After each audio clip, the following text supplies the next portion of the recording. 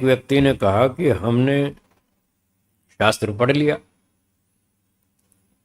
हमको शब्दों से ज्ञान हो गया, ईश्वर 100% आनंद देता है, 100% दुख दूर करता है। हमने वाणी से जान लिया, शब्दों से जान लिया, शब्द प्रमाण से जान लिया। फिर भी हमारी अविद्या तो हटी नहीं। सारे शास्त्र पढ़ लिए, बहुत पढ़े लिखे लोग मिलते हैं, पंडित लोग, राजा भी होते हैं, विद्वान भी होते हैं, सब तरह के लोग होते हैं, बहुत अच्छे पढ़े लिखे होते हैं, पर अविद्या तो फिर भी नहीं छूटती उनकी। इतिहास के उदाहरण बहुत प्रसिद्ध हैं, आप जानते ही हैं। रावण रावण कोई अनपढ़ था? कितना पढ़ा लिखा था?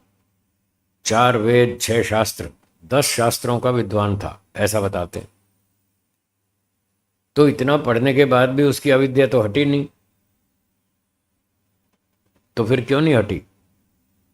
उसका उत्तर है वांग मात्रम, केवल वाणी मात्र से उसने पढ़ा है, शाब्दिक ज्ञान है, न तो तत्वम, उसको तत्व ज्ञान तो हुआ ही नहीं। तो इस सूत्र में कह रहे हैं, यदि आपने शास्त्र पढ़ लिए, सिर्फ पढ़ लिए, उस पर मनन नहीं किया, चिंतन नहीं किया, निधिध्यासन नहीं किया, उसका अभ्यास नहीं किया, प्रैक्टिकल नहीं किया, सिर्फ किताब पढ़ने से कुछ नहीं होगा। उससे आपकी अविद्या नहीं हटेगी, जैसे रावण की नहीं हटी, जैसे दुर्योधन की नहीं हटी, वो भी पढ़ा लिखा था, कंस भी ऐसा ही था। ये सब बड़े बड़े ताकतवर राजा थे और खूब पढ़े लिखे थे, फिर भी इनकी अविद्या नहीं हटी, क्योंकि उन्होंने सिर्फ शाब्दिक ज्ञान प्राप्त किया, न तो तत्वम, वास्तविक ज्ञान प्राप्त नहीं किया। तो उनकी अविद्या कहाँ पर थी? चित्त स्थिते है, उनके मन में ढेर सारी अविद्या तो बची हुई थी, उसको तो हटाया ही नहीं। इसलिए केवल शब्द शास्त्र पढ़ने से कल्याण पूरा नहीं होगा, थोड़ा होगा, 10%, 10%, 20%, 15%, बस इतना ही लाभ होगा। बाकी तो अभी काम बचा हुआ है, उसको पूरा करना है। तो ये किताब पढ़ के संतुष्ट मत हो जाना कि हमने अब तो 5 दर्शन पढ़ लिए, अब तो हमने उपनिषद पढ़ लिए, अब तो हम इतने वेदों के विद्वान हो गए, अब फलाने हो गए।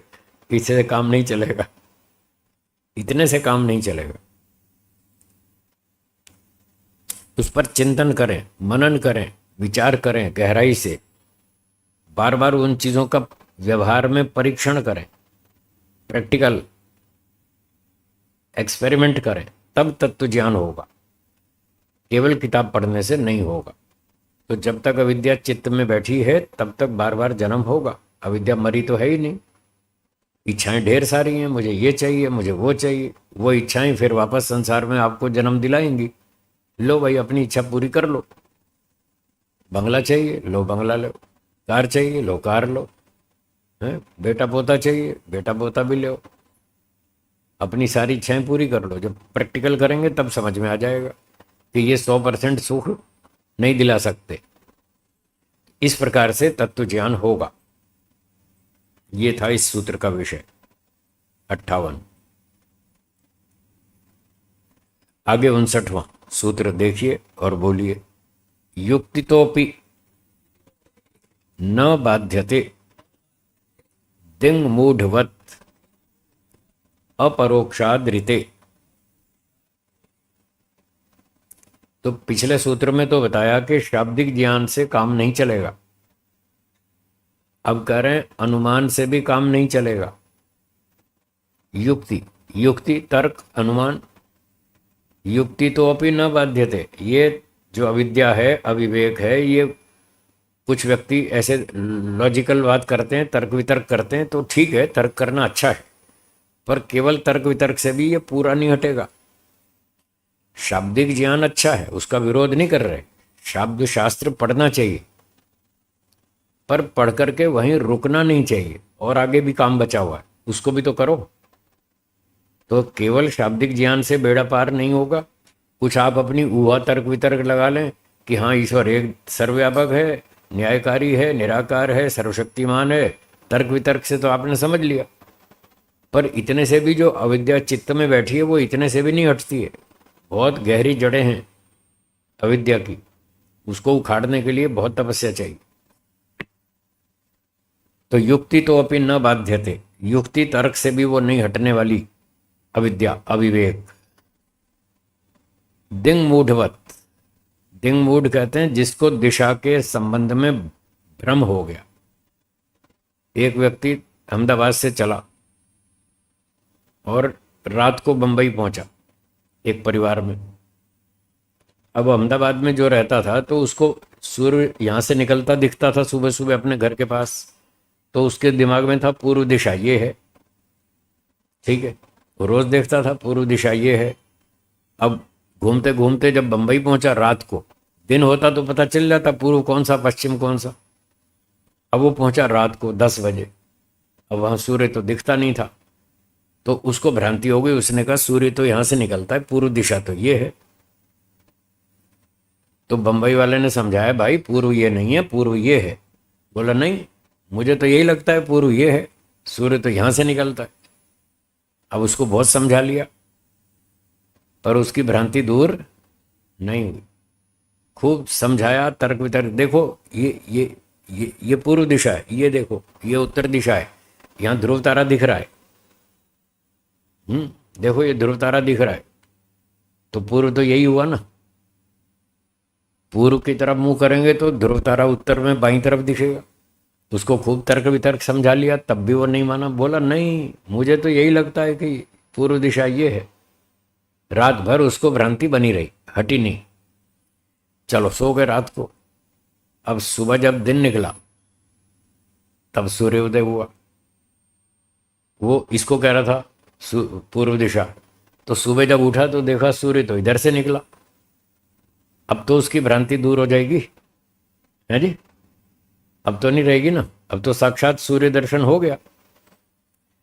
तो जिसको रात्रि को दिशा के संबंध में भ्रांति हो जाए कि पूर्व दिशा ये है जबकि वास्तव में ये है, और उसको भ्रांति हो गई पूर्व दिशा ये है, तो उसकी भ्रांति तर्क वितर्क से भी नहीं छूटती जब तक वो स्वयं साक्षात सूर्य का दर्शन न कर ले।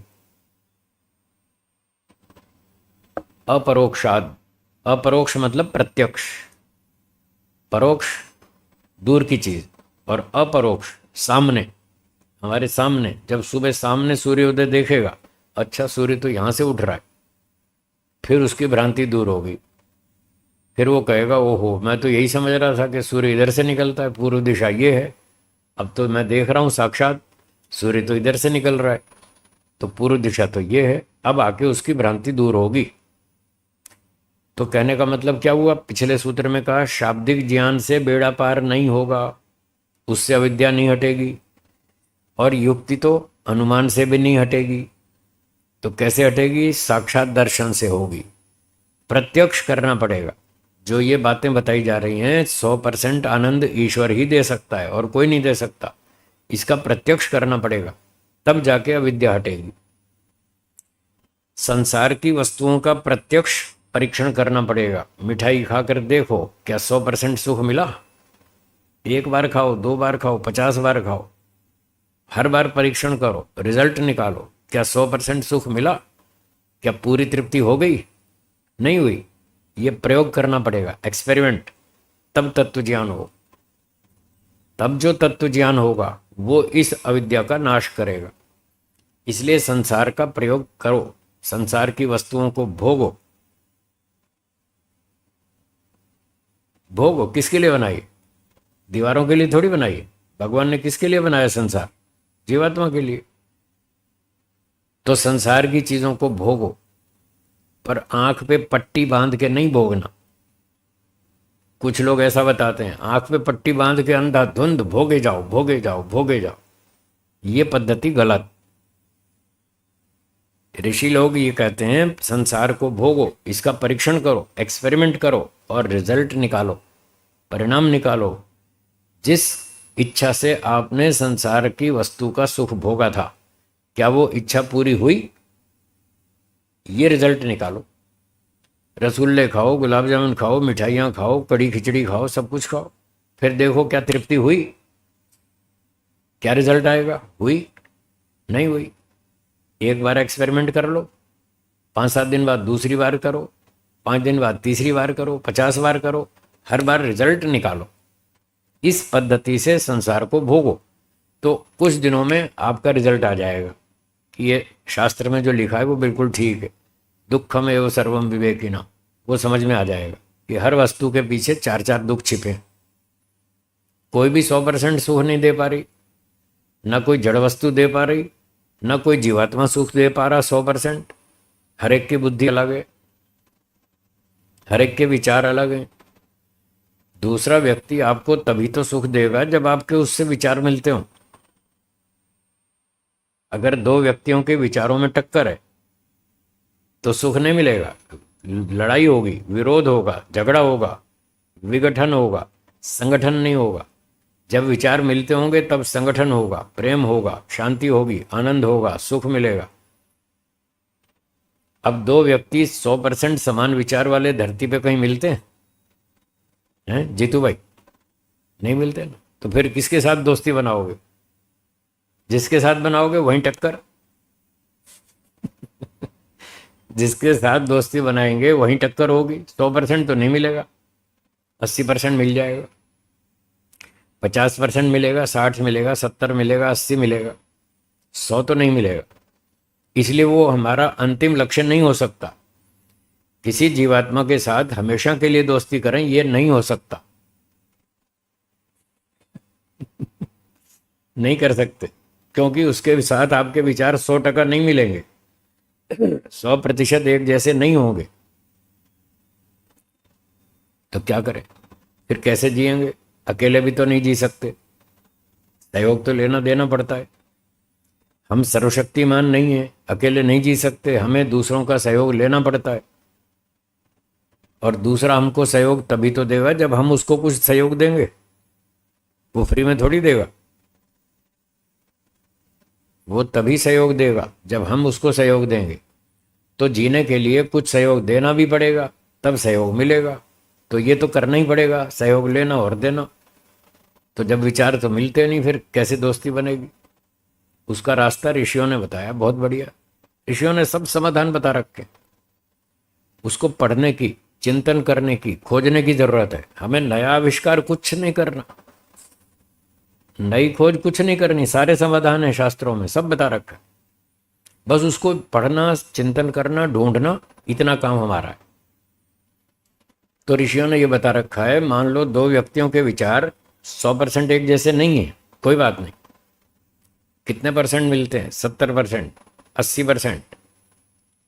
तो ऋषि लोग बताते हैं जितने % विचार मिलते हैं उतना तो लाभ ले लो। ठीक है, क्या बोला? दोहराइए। उतना लाभ ले लो, उतना लाभ दे दो। 80% विचार मिलते हैं तो उतना, जितना सहयोग उससे मिलता है ले लो, जितना आप उसको दे सकते हैं दे दो, दोनों का काम चले। अब 20% विचार नहीं मिलते, उन 20 को साइड में रखो। क्या बोला? साइड में रखो, उस पर लड़ाई झगड़ा मत करो। जहां जहां टकराव है, विरोध है, उसको साइड में रखो, और जहां जहां तालमेल है उसका लाभ उठाओ। ये जीने का तरीका है। तो आप लोगों से लाभ उठा भी लेंगे और लाभ दे भी देंगे, और आपकी यात्रा पूरी हो जाएगी, मोक्ष तक पहुंच जाएंगे। और उन 20 बातों को सामने रख के लड़ते रहेंगे, ना सहयोग मिलेगा ना आप देंगे, तो आपका जीना ही मुश्किल हो जाएगा। मोक्ष तो बहुत दूर की बात है, जी भी नहीं पाएंगे ठीक से। सांसारिक जीवन भी ठीक से नहीं चल पाएगा। आज देखो घर घर में झगड़े, इसीलिए तो झगड़े।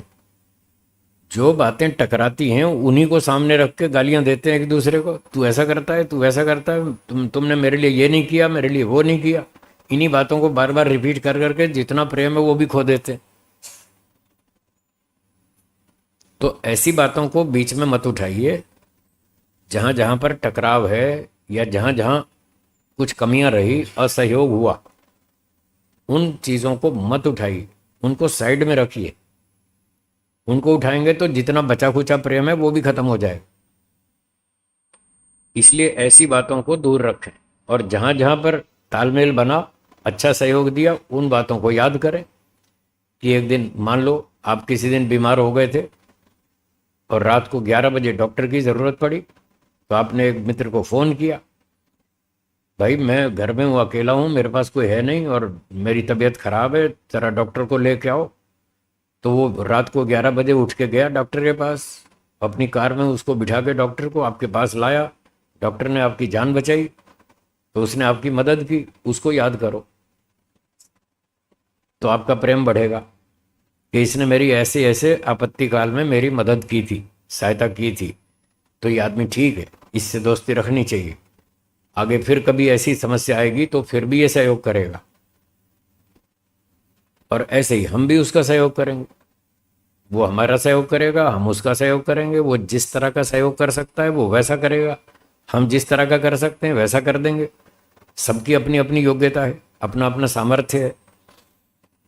इस तरह से यदि सोचेंगे तो आपस में प्रेम बना रहेगा, संगठन बना रहेगा, एक दूसरे से सहयोग भी मिलेगा और मिलजुल करके यात्रा पूरी कर लेंगे। ये वेदों में बताई है सारी बातें और ऋषियों ने समझाई, तो ऐसे चलना चाहिए। तो इस प्रकार से प्रत्यक्ष एक्सपेरिमेंट करते जाइए, परीक्षण करते जाइए, तो पता चल जाएगा। कोई भी व्यक्ति आपको 100% सुख नहीं देगा, उससे 100% सुख की आशा न रखें। पर लोग यही गलती करते हैं, वो 100% सुख की उम्मीद रखते हैं, और जब वो 100% नहीं दे पाता फिर वो कमियां निकालते हैं, तुमने ये नहीं किया, तुमने मैं वो नहीं किया, तुमने ये नहीं किया। बस ये सारी गड़बड़ करते हैं, ऐसा नहीं करना चाहिए। सच्चाई है वो नहीं करेगा 100%, जितना करेगा उतना लाभ ले लो, बाकी किसी और दूसरे की सहायता लो, तीसरे की लो, चौथे की लो। अगर कोई भी नहीं करता तो फिर जितना है उतने में ही काम चलाओ। कितने सारे लोग धरती पर ऐसे हैं जिनको 2 टाइम खाना भी नहीं मिलता ठीक ढंग से, फिर भी तो वो जी रहे हैं ना। तो आपको तो उनसे 10 गुनी सुविधा है, आपके पास उनसे 10 गुनी ज़्यादा सुविधाएं हैं। जब वो आपसे 1/10 सुविधाओं में भी जी रहे हैं, तो आपको 2-4 सुविधा नहीं मिली तो क्या आप नहीं जी सकते? जी सकते हैं। बस ऐसे सोचो, समाधान निकल आएगा, और प्रेम से रहो। ऐसे मन में शांति रहेगी, योगाभ्यास भी हो जाएगा, पढ़ाई भी हो जाएगी, सेवा भी हो जाएगी, सब हो जाएगा, और धीरे धीरे हम अपने लक्ष्य तक पहुंच जाएंगे। ऐसा करना चाहिए। तो इस प्रकार से युक्ति से भी पूरा काम नहीं चलेगा, शाब्दिक ज्ञान से भी नहीं चलेगा। प्रत्यक्ष प्रयोग कर करके, एक्सपेरिमेंट कर करके रिजल्ट निकालना होगा, तब तत्व ज्ञान होगा, और तब सारी भ्रांति हट जाएगी। फिर आप 100% किसी के पीछे नहीं भागेंगे, सिर्फ ईश्वर के पीछे भागेंगे, क्योंकि ईश्वर ही आपके 100% दुख छुड़ा सकता है। तब आप ईश्वर से उम्मीद रखेंगे, वो छुड़ा देगा। बाकियों से यथा योग्य सहयोग लेंगे और देंगे। ये जीने का ढंग है। ठीक है, हाँ बोलिए शंकर। आप ये पूछना चाहते हैं, प्रकृति और जीवात्मा तो एक्सपेरिमेंट में आ जाते हैं, ईश्वर तो आता नहीं, उसके बारे में तत्व ज्ञान कैसे होगा? हाँ, मैं समझ गया, आप यही पूछ रहे हैं। तो इसका उत्तर है, थोड़ा थोड़ा बैठकर ईश्वर का ध्यान करेंगे, ये प्रैक्टिकल करेंगे। ईश्वर के संबंध में ध्यान का एक्सपेरिमेंट करेंगे, ध्यान में शांति मिलती है कि नहीं मिलती, ऐसे परीक्षण करो। तो वहां अगर शांति मिले तो ये भी विश्वास हो जाएगा कि हाँ, शांति तो यहीं मिलती है, और तो कहीं मिलती नहीं। खाओ पियो, डांस करो, पार्टी में जाओ, कुछ भी करो, वहां तो शांति मिलती नहीं। और ध्यान कर करके देखो, 2 साल 3 साल, 2-3 साल थोड़ा अभ्यास प्रैक्टिकल करके देखो, तो आपको पता चल जाएगा कि हाँ, यहाँ शांति है। व्यवहार में ईमानदारी से जीवन जियो, यम नियम का पालन करो, आपको शांति मिल जाएगी। तो इस एक्सपेरिमेंट से आपको विश्वास हो जाएगा कि हाँ, ईश्वर ही हमको पूरी शांति दे सकता है, और कोई नहीं दे सकता। ऐसे इसका समाधान है। ठीक है, चलिए।